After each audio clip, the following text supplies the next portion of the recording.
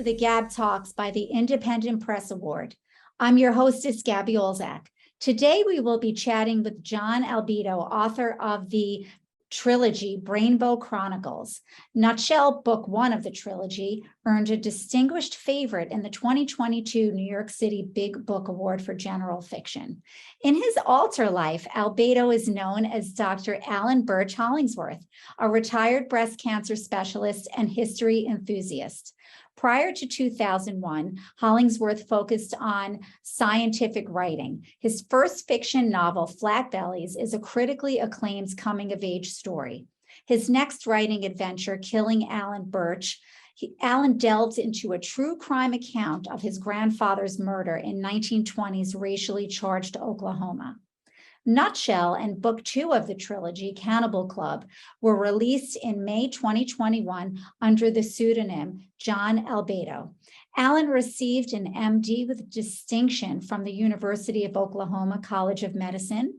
He lives in Oklahoma City, where he continues to consult with numerous companies to help introduce new breast cancer screening technology. And of course, for that, we are very grateful. Alan, thank you. Congratulations and welcome to the GAB. Thank you, Gabby. Happy to be here. Wonderful. So, okay, first things first. Why did you choose to publish the Rainbow Chronicles under the pseudonym John Albedo? And what's the significance of the name? Let's get it out of the way. Yes, we do need to get it out of the way. Yep. It was a tough decision because I already had a readership built in from two prior novels. And but this one, on the first count, this story, I borrowed true events and changed them accordingly, but there were quite a few events and misadventures that were true. And I felt I needed to distance myself a little bit. And we know a pseudonym is not a big secret. You can't keep it a secret, but it's just to a psychological distancing between myself and the stories. And then so that was the main reason. And then secondly, I had this readership from Flat Bellies and the sequel to that book, University Boulevard, and that there were expectations of me writing that coming of age story type thing, a little bit more lighthearted. And this was such dark fiction that I decided to put the trilogy under the umbrella of a pseudonym. Okay, that makes sense to me. Another bigger question is, okay, so you are a renowned breast cancer specialist. What inspired you to delve into fiction writing, and where, most importantly, did you find the time? Couldn't have been easy. It took a long time because it was spread out over weekends and time off, which wasn't very often. But I got some early inspiration from actually kind of rode the coattails of my mother, who was getting her master's degree in journalism many years ago, and she had her professor, I guess buttering up the professor, had him over to dinner at our house because he was writing a medical book, and there was a father-son combination, and he was pleased to come over. And I told her of a plot I had, and she said, "Why don't you share that with Jack?" This was Jack Bickham, taught novel writing at OU.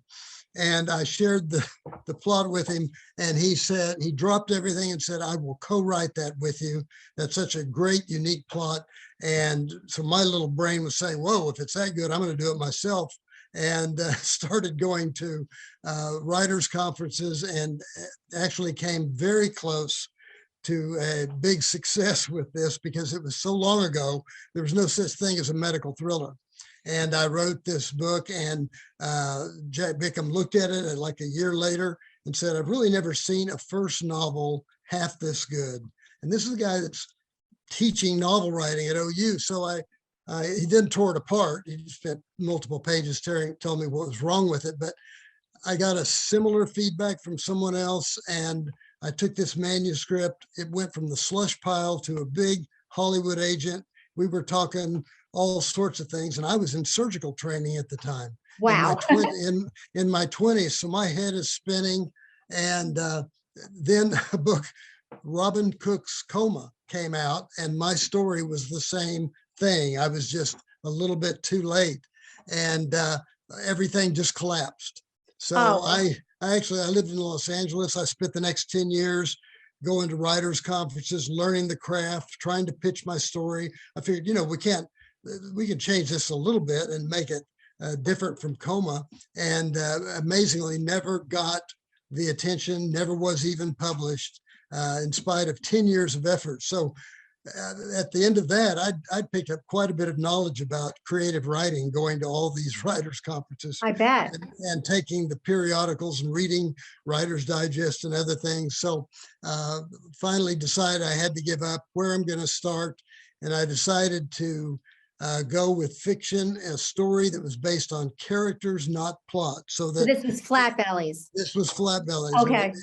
And that then, much to my surprise, because I wrote it kind of as a writing exercise, and much to my surprise, it took off. It's really the best-selling novel I've had, made a national impact. We had USA Today reviewing it. We had top 10 golf books of all time by a panel of East Coast sports writers. We have constant movie options. Unfortunately, it's not made it yet to the screen, but I'm currently negotiating the 4th TV movie option right now, see if we can't finally get it launched. But that was a thrill, having a book like that. It's what writers dream of. So anyway, to answer your question, I didn't have much time. And at the end of Flat Bellies, they wanted a sequel within 1 year, and that was a difficult task. And that was University Boulevard. And then I started in on the current Rainbow Chronicles, 3 books, sort of writing all of them at the same time. And it took me many years to get a rough draft down. And it was just the thing that you would imagine, the weekends and nights and a lot of time sacrifices. Had to actually give up golf myself. And Which is really what Flat Bellies was based on. Right. Golf story, right? Yes, Well, you kind of started in my next question was, you had an interesting method of writing the trilogy. You researched and wrote the books, as you just mentioned, all 3 books kind of as one entity. Tell us about that process. How did you do that? Right. It was very difficult. I had to research brain physiology and anatomy a lot, but also went to West Texas and researched that area and then started outlining. And what I wanted was a fun, even though it's dark fiction, I wanted it to be a challenging read where readers that were paying attention could look at foreshadowing that pops up later in books 2 and books 3 in just a maze of ciphers, so to speak, just to make the reading a challenge and enjoyable for readers. So I had this the whiteboard and lots of diagrams on what's happening. And then the 3 books were evolved at the same time, sort of different viewpoints. We start off with an omniscient viewpoint for number 1. The protagonist takes over in book 2 as he's going mentally wacko nuts. Yeah. Part of the process. And then in book 3, I have a brand new character who looks at the whole process, and we go by his viewpoint. But just building on it, it was the hardest part was rewriting and revisions, because I'd have to think, okay, now if I change that here, I've got to find it in book 2 and book 3 and make all the proper changes there. So I think I got all the anachronisms and everything out, but so I'm waiting for somebody to start pointing out the errors, but so far I haven't heard any. Yeah, I want to get to that methodology that you used and puzzling everyone, because it is interesting. But let's circle back to Nutshell. I want you to tell us a little bit about it. You said you describe it as the making of a surgeon with a design flaw. So tell us about that, and then I'd like to hear a little bit about the overall theme of the trilogy. The basic premise is a medical student, pre-med student, thinks he's going to be a psychiatrist, working in a mental institution as an orderly, happens to see a surgical procedure. There's a full service hospital on the mental institution campus, which is based in reality that we had here in Oklahoma. And he gets to look in on this surgical procedure, and the patient is cured literally with one snip of the scissors of an intestinal obstruction. And he's so impressed that you can get a cure like that he changes his entire life plans and decides to become a surgeon. What he doesn't know is that patient ended up with a complication as a result, and the patient actually Ah, died. The reader knows that, but he doesn't know it. And that's the warning that things are around the corner, and that psychologically he's not a good fit for surgery, especially when it means overdoing or overachieving what his father had done. And so then he begins kind of self-destructive behavior in spite of being absolutely outstanding professionally. Privately, his life starts to wither. And this is countered by a guardian angel type character who's an inpatient at the mental institution named Ivy Pettibone. She had multiple birth defects when she was born, kind of a fascinating combination. But the thing that distinguished her was her language. She had her own language and got misdiagnosed as schizophrenia and ends up in this mental hospital, even though she has no mental illness, but unable to form any other words that other than her own language. She gets this label, and she and Chase Calloway, the protagonist, become friends, and their lives intertwine, and he helps her get some correction of some of her birth defects. And this process leaves open the possibility of maybe some metaphysical influence here, that she is in fact a guardian angel sent to kind of protect him and assist him. So there's a lot of symbolism that prepares you for the next books, but basically Ivy's story is predominantly in this first book of the trilogy. And I've had much feedback. Everybody wants to know if Ivy's a real patient, and she is based on a person that I encountered in when I was an orderly in the mental institution. But I spent a lot of years there as an aide, and then as a surgery trainee, an intern, and a surgery resident, and then a surgery faculty member. They had this full service hospital. You rotated down there and operated on the patient population that was in the mental health system in Oklahoma. oh, And that's so, fascinating. yeah, That was my yeah. next question. I was Mm. wondering, as a breast cancer specialist, what challenges you faced during your research and writing about Nutshell, in particular Ivy, but you had firsthand experience. You worked in, Right. okay, Correct. I didn't realize that. That's very interesting. So you actually did have that interaction on the surgical side, but in a mental institution. Correct. Wow, Correct. that's really very, very interesting. It was a very strange, full service hospital, laboratory, medical, ICU, surgery, entirely for, actually it was both for mental health and prisoners in the Oklahoma system. So you can imagine the number of stories that come out of something like that. Oh, you And were inspired so on a daily, it I was, would yeah. imagine. So Yeah. I was ready. Tell us about this relationship between the two protagonists, Ivy and Chase. That it's really special, and it's really from day one, isn't it? When they meet. Right, and the immediate bond is her playing the piano, but has this one of her birth defects are webbed fingers called syndactyly, where she can't really play the piano, but he sees that and tries to help her get the surgical repair needed, even though she's in her 40s by the time he meets her. This becomes a quest for him to get somebody to come fix her fingers that should have been done years earlier. And their friendship then evolves as he teaches her a song. He's actually a part-time songwriter as well. And so he teaches her a song and the lyrics to the songs, which all have symbolism for down the road as well. But they bond at the piano and with music.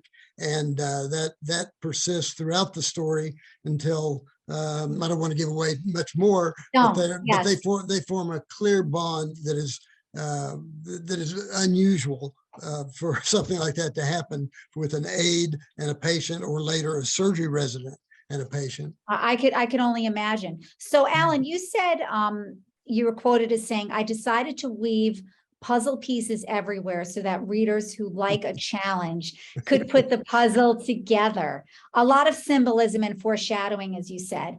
And I noticed, and I know a lot of your readers have noticed this, chapter 2 Tell us about chapter 2. It focuses on the genealogy of one of the earliest protagonists, Zeb Calloway. So Yes. what's the significance of the chapter? I wanted to have the entire story, all 3 books, interpreted as the reader wants to, either a lot of quirky coincidences or some sort of metaphysical influence that's sort of making this happen. And so I walked this razor's edge trying to make it this way. And that meant some careful planning, part of that big outline that took me so long. But also things like chapter 2, which is a series of 12 vignettes on 12 generations of what could be a 13 generation curse, of which my protagonist is number 13. So, Right, right. and it is Okay. each little vignette, short vignette about that particular Calloway is a foreshadowing that there's a theme in that vignette that's going to be played out in the regular story. And so today's readers are just go drive, push the plot. But this is, I call it an overture. It's the only chapter with a title in that book. I call it an overture because it's telling the reader, these are the different themes we're going to encounter now, the rest of the book. So how would you recommend our listeners read the trilogy? I feel like Nutshell can be read independently, but what about the other books? Good question. Nutshell can be, it's the only one that stands alone. And even though there is a little bit of cliffhanger at the end, because Chase is headed to trouble, you just get this feeling, but still the plot itself is tied up in the single book. But the other 2 books do not stand alone, and that's too bad. It's just the way it worked out. But I tell people, really, you don't want to start with the second book. I put a little refresher at the beginning of it to kind of, but it's really for people who've read number 1 to refresh their memory. I love that. Yeah. It's really not enough to make somebody want to read the story. I think it's really a refresher. And then by the time we get to book 3, it is possible. I know people who like to read the ending of a book and they won't even read the book till they read the ending. And I think you have that possibility. Someone could read book 3 if they go back and pick up 1 and 2 and probably reread number 3 afterwards. I mean, if you really enjoy lots of little subtleties, I think people are going to have fun when they see some weird thing happening in the mental institution 2 books ago now comes to fruition in book 3. Yeah, book 3, Heavenly Blues, will be released February 2023. So you touched on it a little bit, but what is unique about Heavenly Blues in relation to the other 2? It is written in first person by a completely different character that's only made brief appearances in book 1 and book 2. We know him, but we don't know him well. And all of a sudden he starts the whole process over with his own agenda, his own problems. And that has to deal with a fortune that his father had, that the father donates to the medical school for cancer research on a particular research agenda that is nonsensical. And the money, and this actually came from an event that happened when I was in academic medicine. We had a big donor, but he said, you have to use it for cancer research for this in particular, which was basically nonsense. And so that I use that as a springboard for this character, Will Glendenny, who's now living bi-coastal and dropped out of medical school. And he has to come home back to Texas to figure out how they're going to handle this money. He and his mother figure out what kind of foundation they're going to start. And in the process, they stumble across a few things that make them want to investigate the life of Chase Calloway. So it starts off as a retrospective and then ends up being, I liken it to Heart of Darkness, where he goes in search of answers. And so suddenly we're in this one plot, and now we're going to resurrect the plot that was in books 1 and number 2 about Chase Calloway, and then culminates with a revelation for the reader, followed by an appendix. Sorry, really, before the appendix, I have a little epilogue, and as I did in Flatbellies, the story turns upside down in the epilogue, and readers get a completely different viewpoint of what has happened, what they've read about, and this is just part of the fun of writing. It is And fun. I think people are going to really enjoy this 5-page epilogue, and then attached on there is an appendix of Chase's writings back when he was mentally deranged yet still a medical genius. And the appendix doesn't even need to be read, but I put it in there as a kind of a tribute to the writer that I most admired getting into this, which was Michael Crichton.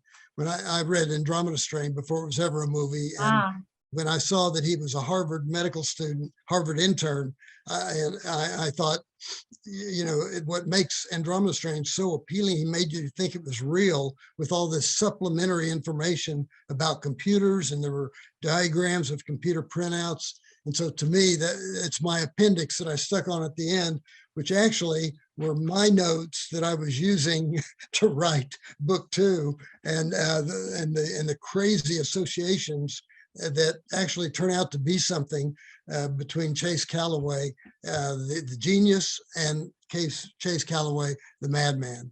So I love it. It gives us a little peek into the creative genius behind the trilogy. I think it's awesome. I know our listeners are dying to know, because that's part of the fun too. What percentage of the stories are from real life? In book 2, it's pretty heavy. Really? Yeah, book 2 is pretty heavy, and then book 1's maybe 50%, and then book 3 is almost all fiction. Okay, so is there something about Rainbow Chronicles that would surprise your readers and listeners? I think that the surprise is not knowing what to expect. The publisher didn't even know what genre to put this into. They started off it with could fall into a few for sure. Yeah. Yeah, and there was, is this a medical thriller? And I said, no. Is it a psychological thriller? Well, not really. It's a psychological study, but it is. I think the unusual part is people, the old medical fiction's been done, it's been beat to death, but the unusual thing here is the metaphysical aspect of faith and watching it being chipped away in book 2. I say book 2 is the deconstruction of a surgeon. Book 1's the construction. Book 2's deconstruction of a surgeon. And the study there, and there's not many times that medical education is mixed with faith, just kind of generic faith in a providence. And most of the time it's not even mentioned. But here it's really a main feature. And you said we're going to talk about the theme, and the theme, even though most of it is medical, the theme is the persistence of faith, even though it's chipped away bit by bit until there's nothing less but that old grain of mustard seed. So it is it doesn't take up a lot of space in the number of pages I devote to it, but it's But just that's the overall theme of it. It's the right. It's of the the overall trilogy. subtle theme, right? So, Alan, you're a doctor, you're an author. What inspires you? That's a tough one. Yeah. I think in the doctor world, what inspires me is improving screening, Which you continue to do. Yeah, which I'm still working on, coming from multiple angles. But then in the writing world, I don't know, honestly. I think a lot of it is therapy, and it's a lot cheaper. It's a lot cheaper to write than pay a psychiatrist to hear those same words come out in a session. So I think a lot of it is a release, an emotional release. And I think for people who read book 2, they know what I'm talking about when I say that, well, quite a bit of it happened. None of it happened exactly like I wrote it, but by the same token, I've borrowed from actual events, and really, I think the big part of that was the emotional release, and that really applies to the inspiration for this trilogy, because my early books were really more for fun. Yeah. And I really just did that enjoyable experience of writing about my buddies in high school, and what a thrill. They had flat belly golf tournaments, flat belly reunion. It's been a topic. People still approach me today about it. And it was just so much fun. I couldn't describe it. So after that, I was hooked. I've never had as good of success as flat bellies, but by the same token, it entered me into this world of writing, which has been a great experience. So share with us, I know you're working on something really exciting right now in relation to flat bellies, and you seem really thrilled about it. Well, it's been amazingly, it's been 22 years since it came out. And I want to do a 25th anniversary edition and kind of give the story about the story, because the Flat Bellies idea came to me at a single moment in time, as if I was at my godson's high school graduation, which was at my high school, with my best friend growing up. And I was thinking, the graduations can be kind of boring, and I was wandering and thinking, I got to give up on that medical thriller thing and start something new, and it's got to be character based. And I thought, I think I'll do a play, or like a play, where it's just 9 holes of golf, and I'll practice characterization, because my good friend here, we had been on the golf team together, and I think I'll just do that, and it'll be a good practice for characterization. And then it grew from there, and started thinking, well, I could have this plot and that plot feature and that. And it got bigger and bigger until I had this novel. And it was so much fun for everybody involved with it. And almost, I came that far away from dropping out of medicine because it was so I much read fun. that. That was shocking. and so, it just was from beginning to end. So I thought, well, I'll for the 25th anniversary, I will tell the story behind the story as a preface, and say how the book came about, the odd circumstance. I have a friend who my best friend's wife, and she took a picture of us at that graduation, and she has put it online before and said, "This is the moment. This is the exact moment Flat Bellies was created." Wow. so it was out of boredom at a graduation, but it was just so much fun for so many people. And I'm hoping that this fourth option for TV and movie will come through and actually make it to the green light stage, which we've never made before. And that would be the icing on the cake for me, would be to help that. So I'm trying to, an ulterior motive with the 25th anniversary version is we have a whole new generation of filmmakers out there now. Yeah. And Oklahoma is getting very active in the film industry. And so I'm hoping somebody picks up on it. If this current option being negotiated doesn't go through, then hoping somebody picks up on it and runs with it. Well, so do we. That'll be really great to see. And we look forward to that 25th edition. That'll be fantastic. Alan, this was a lot of fun. And thank you so much for speaking with us today. Where can our readers and listeners find out more about your work and purchase your books? I have actually I have 3 websites, but I have the murder of my grandfather is actually a separate website, and that's killingalbertbirch.com. I have a general medical author website that's my name, alanhollingsworth.com, and that's ALAN Hollingsworth. But the trilogy I've separated into its own website with my pseudonym, and so that one is John Albedo, ALBEDO, all one word, at cox.net. I'm sorry, that was email. It's just www.killingalbertbirch.com, each of these, alanhollingsworth.com, and then johnalbedo.com. And the John Albedo, I don't know if I said before, the albedo is a physics term for reflection. It's a unit of reflection.